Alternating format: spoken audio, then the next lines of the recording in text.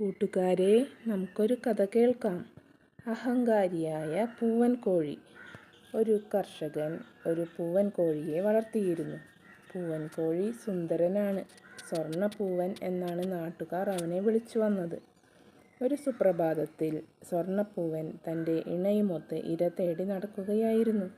അപ്പോൾ അടുത്ത പറമ്പിൽ മറ്റൊരു പൂവൻ കോഴിയുടെ ശബ്ദം. സ്വർണ്ണപ്പൂവൻ തലയുയർത്തി നോക്കി. കറുമ്പനായ ഒരു പൂവനുണ്ട് അപ്പുറത്ത് നിൽക്കുന്നു.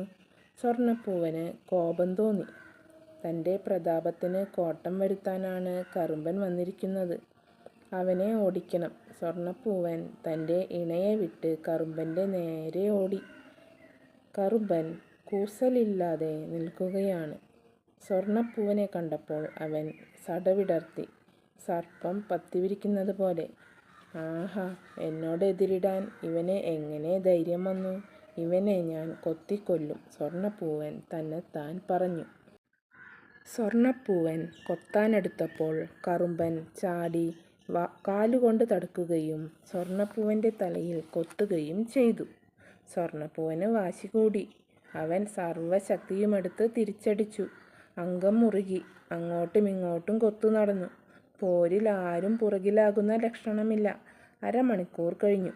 കറുമ്പന് ക്ഷീണമായി. സ്വർണ്ണപ്പൂവൻ്റെ തലയിൽ നിന്നും ചോരയൊലിക്കുന്നുണ്ട്. അവനും തളർന്നു തുടങ്ങി. എങ്കിലും ഇരുവരും പോര് നിർത്താതെ തുടരുകയാണ്. 1 മണിക്കൂർ നേരത്തെ ഉഗ്രമായ പോരാട്ടത്തിന് ശേഷം സ്വർണ്ണപ്പൂവന് കറുമ്പനെ തോൽപ്പിക്കാൻ കഴിഞ്ഞു. കറുമ്പൻ തല താഴ്ത്തി. സ്വർണ്ണപ്പൂവൻ ഒരു കുന്നിന് മുകളിൽ ചാടിക്കയറി തൻ്റെ വിജയം വിളിച്ചു പറഞ്ഞു. അവൻ ഉച്ചത്തിൽ കൂവി. സ്വർണ്ണപ്പൂവൻ അഹങ്കാരത്തോടെ ആ കുന്നിൻ മുകളിൽ നിന്ന് പിന്നെയും നീട്ടിക്കൂവി. പക്ഷേ അവൻ്റെ ആ നില അധിക നേരത്തേക്കുണ്ടായില്ല. ഒരു കഴുകൻ പെട്ടെന്ന് പറന്നിറങ്ങി മുറിവിൽ നിന്നും ചോരയൊലിച്ച് തളർന്നു നിന്നിരുന്ന സ്വർണ്ണപ്പൂവനെ റാഞ്ചിയെടുത്ത് അത് ആകാശത്തേക്കുയർന്നു. അങ്ങനെ സ്വർണ്ണപ്പൂവൻ്റെ കഥ കഴിഞ്ഞു. ഈ കഥയുടെ ഗുണപാഠം: അതിരുകടന്ന് അഹങ്കരിക്കുന്നവർ അധപതനത്തിലേക്കാണ് കുതിക്കുന്നത്.